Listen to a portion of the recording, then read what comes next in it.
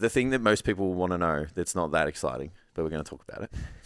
So with your nutrition and your diet, what did you eat? What changed? So what changed from, say, pre-prep, pre-shoot to prep and shoot? The amount of rice I was able to consume. Yeah. Like nothing. Yeah. Yeah. It's nothing. Yeah. It's pretty similar, right? The amount of food I could eat. Yeah. It's just. Of what I'm already eating. I think for me, I did have one point where I was like, okay, like you got to stop with the whole like trying to make your food Taste good. Yeah, you come to that realization where you're like, I am no longer eating to enjoy my food. I am now eating because I have a goal in mind, and that's it. Yep. And that's when it was just like, all right, like no more sugar-free maple syrup on your oats. No more. It's like it's the oats, it's the berries and the chocolate, and that's it. Yep. And that was all accounted for. But in terms of the crux of what changed, not really much. Yeah. Yeah. It's much easier to make that transition when you've got that foundation, right? Yeah, it's like you choose, instead of having 50 grams or 60 grams of oats, you had 30. Yeah. And instead of putting the sugar-free maples or having a bagel in between your first and second meal, you had a protein shake, or you didn't have anything. We had rice cakes and honey. Yeah, like it's just those small switches where you're like, this is what's required. Yeah. Yeah. We call it like a foundation diet. So we like the idea of just like that foundation doesn't change. So it's like, it could be like, you could be on like bare bones calories, but those foods in that foundation are the same. Yeah. It's always lean protein. There's always a little bit of fruit and vegetables. And then there's maybe some form of like starch, but it's like the starch might be a potato instead of some rice, but that foundation is the same. But then if the goal changes, you can start to pile on in like this vertical fashion almost. Your rices, your honey, your cereal, your this. But if you strip it all back down again, it's like that foundation is the same. Yeah. Yeah. My client asked me like, "Oh, you're eating normal now?" I'm like, "You mean exactly how I've been eating for the past 2 years?" Yeah, like it's higher volumes. they're like, no, I'm like, nothing's changed. I was like, if anything, I'm eating the same of what I'm eating, just more of it. Yeah. Yeah. Like, that's it. Yeah, and I think it's important. It's important to come out of like your perspectives, because people do have that idea that like, like a training plan is different when you're in a fat loss phase. A diet is different when you're in a fat loss phase, and it's like really not much changes. No. Outside of maybe we do a little less volume in the training, and maybe we eat a little less calories, but everything else, the way what you do and how you do it is really the same. Yeah, it's like we always say, the lifestyle. Yeah. You just live that lifestyle. I'd say, if anything, like coming from a relationship and like a couple standpoint, is like we didn't go out for our weekly dinner date nights once he got into prep. Yeah. And that turned into those refeed us. days, I couldn't even get them to get you guys something. But even that, like we had the conversations like, okay, cool, we can sit at home on a Saturday and we can make a meal that's not necessarily our norm.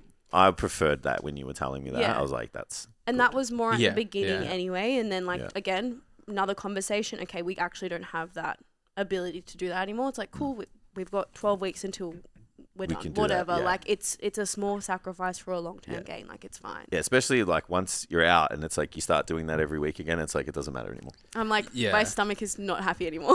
Well, this is the thing. Like we joke about it, or we say, 30 weeks is a long diet. It is, but in the grand scheme of things, like when you take a bird's eye view approach, it's really not that. No. In what you're sacrificing for the time may seem like it's a lot, but it's really not. No. Because now we've done... with so much to gain as well. It's not like you're just sacrificing it and not getting anything from it.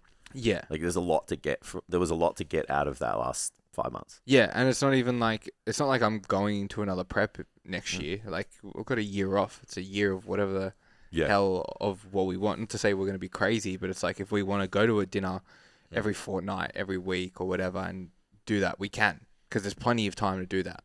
It's just that small sacrifice that you make in that time frame. Yeah. And those 30 weeks or 12 weeks, however long, is not your life. Like that's a very, very small phase as well.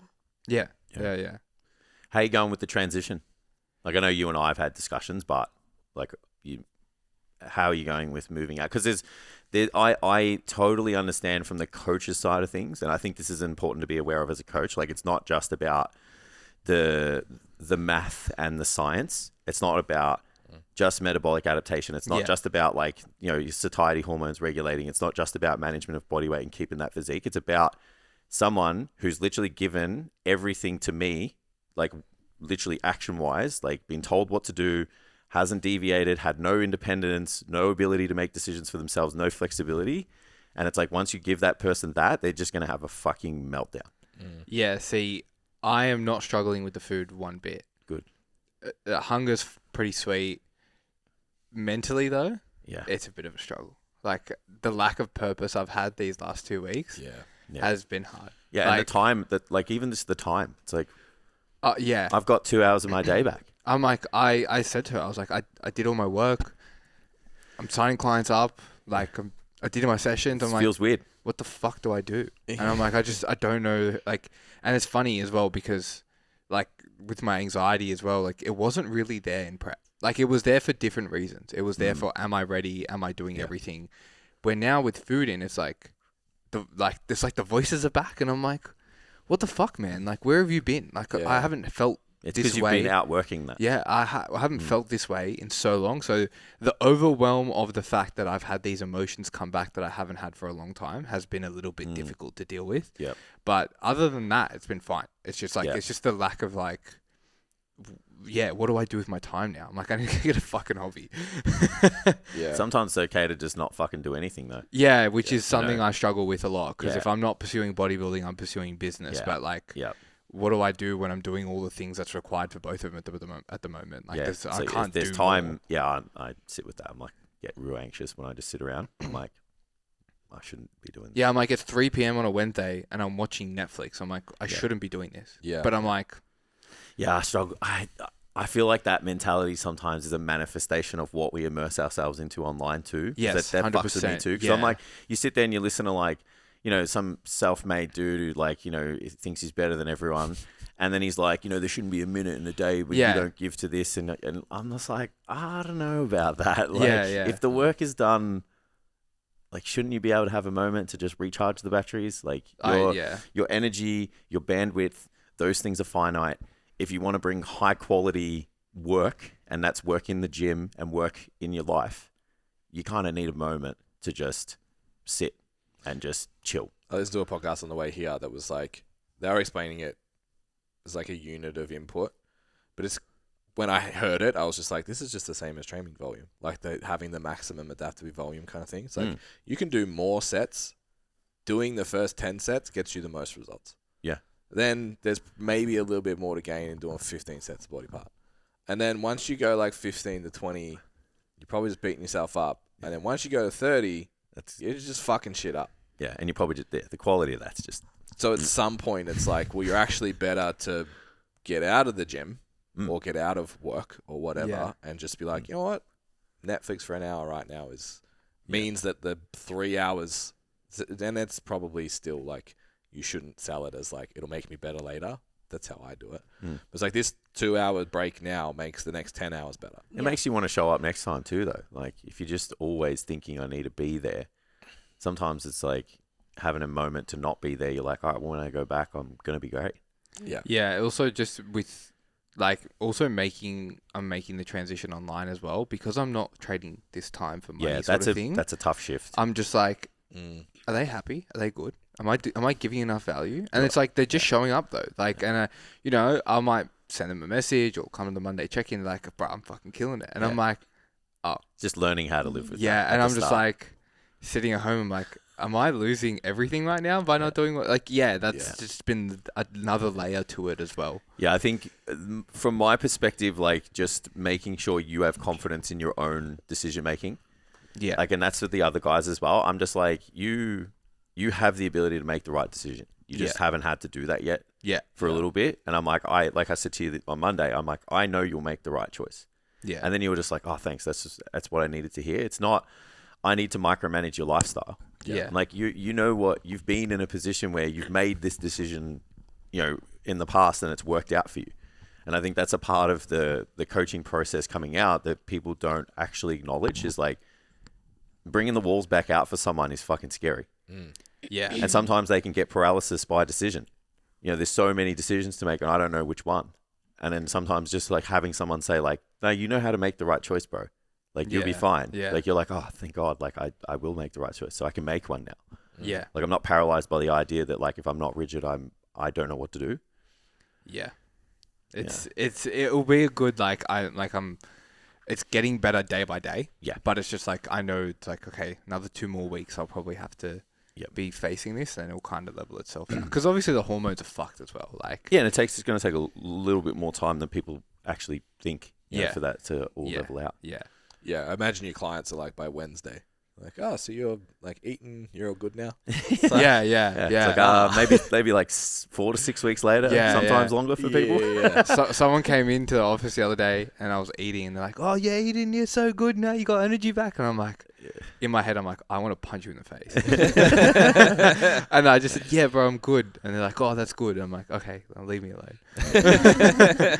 So what about your transition out? Like, the goal and stuff is still the same. It's no different. It's like we set a date, it's a time sensitive outcome, and we pushed hard for it. And then we had that period afterwards, and we're in that period now. It's like, how's that transition been, and what's been the most important thing to keeping you on track? I'd say this is the hardest part, because it is kind of like, okay, we've done the thing, but we now need to maintain the thing for a little bit longer. I'd say this has probably been more challenging itself. And it's just like keeping everything as simple as possible. Like just doing the same things I was doing before and trying to minimize as much decision making I do need to make.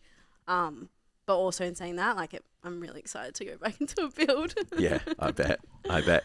Do you feel like, 'cause we map out your future so meticulously, does that help making the decisions now easier? Absolutely, because I am thinking of that goal in mind as well. So it's like, okay, cool. Whatever decision I'm making now, even though it's still 12 months away, the next goal and all those things, it's like that's still going to add up over time. Yeah. So I think it's a bit of value even for the coaches listening. Like, you have to give purpose to every part of the year. So even like, it's real easy to just throw away like a maintenance block. Yeah. It's like, oh, let's just, now we're in maintenance, and just speak about it like that. I think the word as maintenance is what also gives it that idea, because they're like, it's not progression, it's not dieting. Yeah, I almost like push it as like a physique hold. Yeah. I'm like, we have worked so hard to be here, so now we need to offset, the costs of pushing this hard, but we need to own this physique.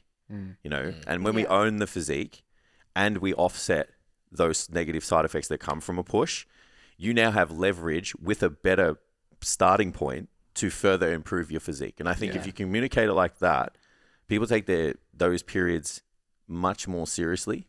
Yeah. And then, it's great that we've got longer goals, and it's good for people to be able to kind of look that far, because I know people are scared of setting long-term goals because they won't achieve them. But so it's like, how do you work for tomorrow if you can't see what's 12 months down the track?